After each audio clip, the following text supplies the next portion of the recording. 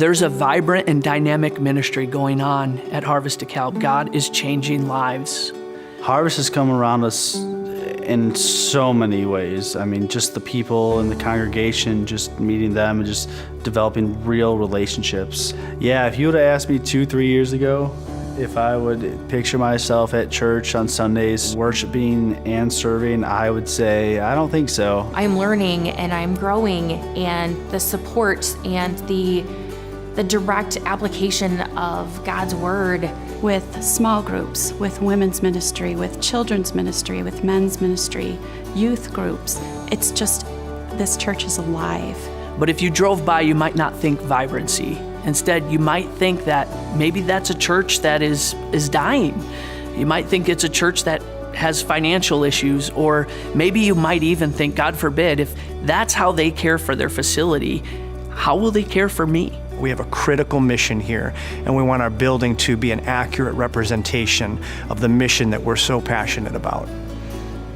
So there's been a need for a long time, and as hard as people have tried to update those things and to make improvements, there's still a lot of work to be done. I've talked to a lot of people who've been first-time, second-time, third-time visitors, or even family from out of town that comes in. They just say, what a warm church. When I walk in those doors, I feel so welcome. And the outside of our building doesn't match that warm, welcoming feeling that you get when you walk into the doors of Harvest. We're hoping with this that we can not only be good stewards of what we have, but by being good stewards of this facility, that we'll also communicate in part with our building to people who are worshipers here or to people who drive by in our community, that we do care about the mission of the gospel of Jesus Christ, and our facility represents that really well. Our elders realize that this is a big undertaking. It won't be easy. It's going to take a 3-year commitment. It's going to take a sacrifice up front. But I have to tell you that 3 years of sacrifice for many, many, many more years of ministry is so critical. I'm sure in 1959 they were thinking, how much money? In the late 80s, they built the gymnasium, which has become the place where we worship. I'm sure the people at that time were thinking, how much money? But where will people be sitting 20, 30, 40 years from now looking back and saying, I'm so glad that this facility was updated so that the ministry in our lives could continue, so that God could continue to be praised in this place.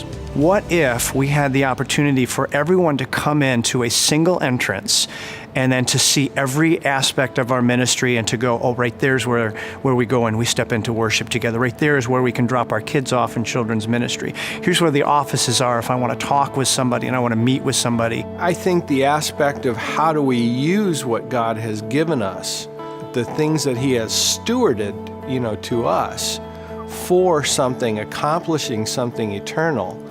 When we come to understand that, and when we do that, what we're called to do as Christians, God blesses that in a tremendous way. This is not a call for anyone to give beyond their means, but it is a call for sacrifice. It is a call to commitment and perseverance to see that commitment through. Most importantly, this is a call to prayer. Pray that God would move. Pray that God would stir hearts to be a part of this. We need everyone in the church to be a part of this to see it through. Pray that God would strengthen us and protect our unity, and that spiritually we would grow through this. And at the end, we'll celebrate all that God has done, is doing, and all that He will do in the future use of this facility and the future of this ministry in the cause of Jesus Christ.